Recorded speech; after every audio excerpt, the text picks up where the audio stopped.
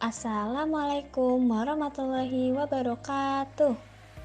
Perkenalkan, kami dari kelompok 6 dari Stikes Widya Dharma Husada, program studi S1 Farmasi Klinik dan Komunitas. Kami di sini akan menjelaskan tentang materi potensiometri. Sebelumnya, kami akan memperkenalkan kelompok kami. Yang pertama, Ayumi Damayanti. Yang kedua, Friska Devi Fauzi. Yang ketiga, Oktaviana.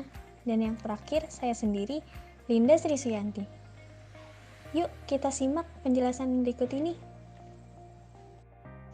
Baiklah, saya Ayuni Damayanti. Saya akan menjelaskan tentang pengertian potensiometri dan prinsip kerja titrasi potensiometri. Pengertian potensiometri adalah istilah yang digunakan untuk menjelaskan pengukuran potensial atau voltage dari suatu sel elektrokimia yang terdiri dari elektroda dan larutan. Larutan tersebut berisi komponen utama yang mempunyai kemampuan mengion. Harvey 2000. Kerja titrasi potensiometri. Larutan sampel atau larutan KOH dengan volume tertentu ditempatkan dalam gelas beker atau Erlenmeyer dan larutan penitar atau larutan baku atau juga titran. Larutan asam oksalat ditempatkan dalam buret. Larutan baku dari dalam buret dilepaskan atau dibuka keran buret dan diukur potensial larutan pada setiap mili. Penambahan titran dan dicatat. Semakin kecil volume titran yang ditambahkan dan potensial larutan diukur akan menghasilkan data yang teliti. Keadaan sebelum titik ekuivalen titrasi dicapai, penambahan titran akan menyebabkan kenaikan potensial larutan secara perlahan. Pada keadaan di sekitar titik ekuivalen, sedikit penambahan titran akan menyebabkan lonjakan harga potensial larutan. Pada keadaan setelah titik ekuivalen, penambahan milititran hanya akan menyebabkan sedikit peningkatan potensial larutan. Titrasi dihentikan apabila telah dicapai cukup data dan penambahan titran tak lagi menaikkan potensial larutan. Hasil titrasi berupa catatan dalam bentuk tabel yang minimal terdiri dari 2 kolom, yaitu kolom milititran yang ditambahkan dan 1 kolom lagi kolom parameter yang diukur, misalnya pH terukur atau MV terukur. Data yang diperoleh kemudian diplot untuk mendapatkan titik ekuivalen titrasi, yaitu pada mili keberapa larutan titran yang ditambahkan mencapai tepat pada keadaan ekuivalen dengan analit.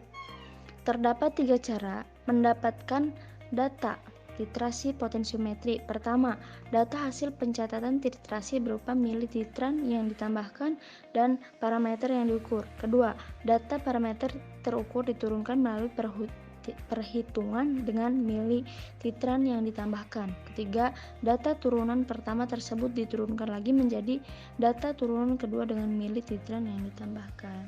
Sekian.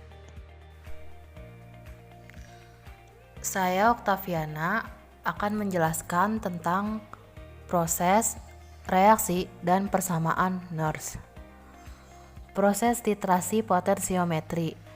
Titrasi potensiometri dapat dilakukan dengan bantuan elektroda indikator dan elektroda pembanding yang sesuai. Dengan demikian, kurva titrasi yang diperoleh dengan menggambarkan grafik potensial terhadap volume penititer yang ditambahkan mempunyai kenaikan yang tajam di sekitar titik kesetaraan.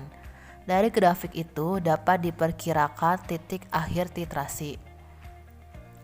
Reaksi-reaksi yang berperan dalam pengukuran titrasi potensiometri yaitu reaksi pembentukan kompleks, reaksi netralisasi, dan pengendapan dan reaksi redoks. Pada reaksi pembentukan kompleks dan pengendapan-endapan yang terbentuk akan membebaskan ion terhidrasi dari larutan. Umumnya digunakan elektroda Ag dan Hg sehingga berbagai logam dapat dititrasi dengan eta. Persamaan Nernst memberikan hubungan antara potensial relatif suatu elektroda dan konsentrasi spesies ioniknya yang sesuai dalam larutan. Potensiometri merupakan aplikasi langsung dari persamaan Nernst dengan cara pengukuran potensial dua elektroda tidak terpolarisasi pada kondisi arus nol. Potensiometri 1. pH meter. Pada prinsipnya, pengukuran suatu pH adalah didasarkan pada potensial elektrokimia yang terjadi antara larutan yang terdapat di dalam elektroda gelas atau membran gelas yang telah diketahui dengan larutan yang terdapat di luar elektroda gelas yang tidak diketahui. Hal ini dikarenakan lapisan tipis dari gelembung kaca akan berinteraksi dengan ion hidrogen yang ukurannya relatif kecil dan aktif. Elektroda gelas tersebut akan mengukur potensial elektrokimia dari ion hidrogen atau diistilahkan dengan potential of hydrogen. Yang kedua, ada elektroda. Yang pertama, elektroda pembanding. Reference electrode. Elektroda yang memiliki potensial elektrod yang stabil dan diketahui. Yang kedua, elektroda indikator. Indikator electrode. Suatu elektroda yang potensial elektrodanya bergantung terhadap konsentrasi atau aktivitas analit yang diukur atau Vogel. Yang ketiga, alat pengukur potensial, dalam hal ini yaitu voltmeter. Alat ukur yang digunakan untuk mengukur beda potensial atau tegangan listrik dari dua titik potensial listrik. Elektroda potensiometri. Pengertian elektroda potensiometri adalah suatu elektroda pembanding atau referensi elektroda yang memiliki syarat harga potensial setengah sel yang diketahui konstan dan sama sekali tidak peka terhadap komposisi larutan yang sedang diselidiki. Syarat-syaratnya adalah yang pertama, mematuhi persamaan Nernst bersifat reversibel. Yang kedua, memiliki potensial elektroda yang konstan oleh waktu. Yang ketiga, segera kembali ke harga potensial semula apabila dialiri arus yang kecil. Yang keempat, hanya memiliki efek histeris yang kecil jika diberi suatu siklus suhu. Yang kelima, merupakan elektroda yang bersifat non-polarisasi secara ideal. Elektroda pembanding ada beberapa macam, diantaranya elektroda kalomel. Merupakan elektroda yang terdiri dari lapisan yang ditutupi dengan pasta merkuri klorida atau komel, dan kalium klorida. Potensial sel ini akan bergantung pada konsentrasi klorida X atau pada kalomel yang tidak jenuh, dan harga konsentrasi ini harus dituliskan untuk menjelaskan elektroda. Elektroda kalomel terbuat dari tabung gelas atau plastik dengan panjang 5-15 cm dan garis tengah 0,5 sampai 1 cm. Pasta Hg atau HgCl terdapat di dalam tabung yang lebih dalam, dihubungkan dengan larutan KCl jenuh melalui lubang kecil. Kontak elektroda ini dengan larutan dari setengah sel lainnya melalui penyekat yang terbuat dari porselen atau asbes berpori. Yang kedua, elektroda perak atau perak klorida. Merupakan elektroda yang terdiri dari suatu elektroda perak yang dicelupkan ke dalam larutan KCl yang dijenuhkan dengan AgCl. Biasanya elektroda ini terbuat dari suatu larutan jenuh atau 3,5 m KCl yang harga potensialnya adalah 0,199 V atau jenuh dan 0,205 V atau 3,5 m pada 250 Celcius. Kelebihan elektroda ini dapat digunakan pada suhu yang lebih tinggi, sedangkan elektroda kalomel tidak. Yang ketiga adalah elektroda indikator atau elektroda kerja. Adalah suatu elektroda yang potensial elektrodanya bervariasi terhadap konsentrasi atau aktivitas analit yang diukur. Elektroda indikator harus memenuhi beberapa syarat, antara lain harus memenuhi tingkat kesensitifan yang terhadap konsentrasi analit, tangkapannya terhadap keaktifan teroksidasi dan tereduksi harus sedekat mungkin dengan yang diramalkan dengan persamaan Nernst, sehingga adanya perbedaan yang kecil dari konsentrasi analit yang memberikan perbedaan tegangan. Elektroda indikator secara umum dikelompokkan menjadi dua bagian, yaitu yang pertama elektroda indikator logam. Elektroda logam adalah elektroda yang dibuat dengan menggunakan lempengan logam atau kawat yang dicelupkan ke dalam larutan elektrolit. Yang kedua, elektroda redox atau inert. Logam mulia seperti platina, emas, dan palladium bertindak sebagai elektroda indikator pada reaksi redox. Fungsi logam semata-mata untuk membangkitkan kecenderungan sistem tersebut dalam mengambil atau melepaskan elektron. Logam itu sendiri tidak ikut secara nyata dalam reaksi redox. Potensialnya merupakan fungsi Nernst dari rasio aktivasi.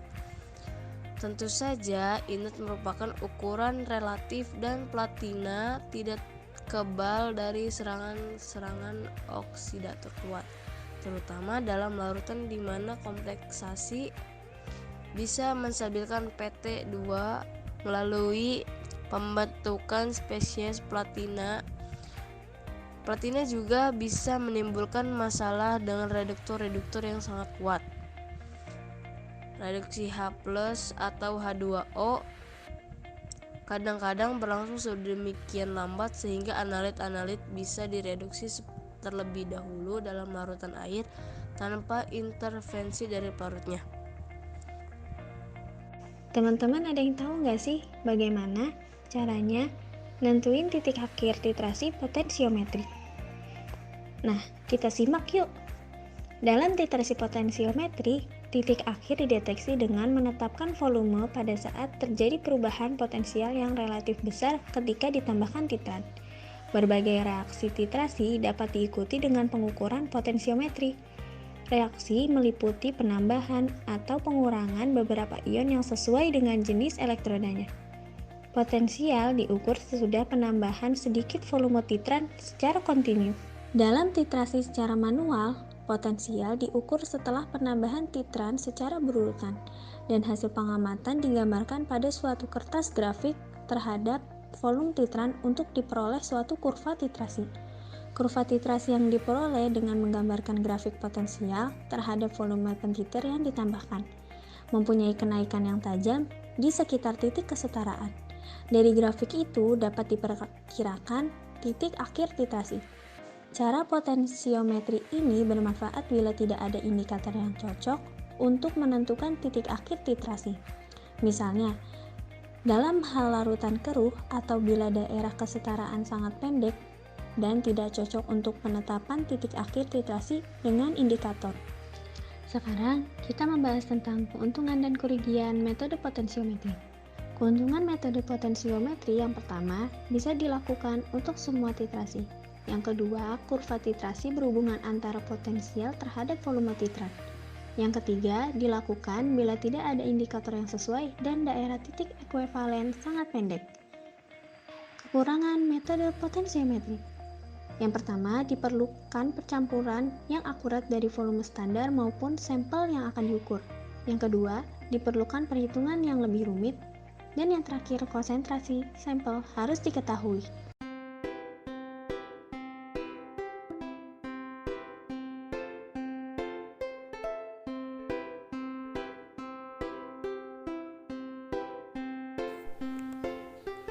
Baik teman-teman, sekiranya itu saja yang dapat disampaikan oleh kami dari kelompok 6 yang menjelaskan tentang potensiometri. Kurang lebihnya mohon maaf. Terima kasih telah menonton video dari kami. Wassalamualaikum warahmatullahi wabarakatuh.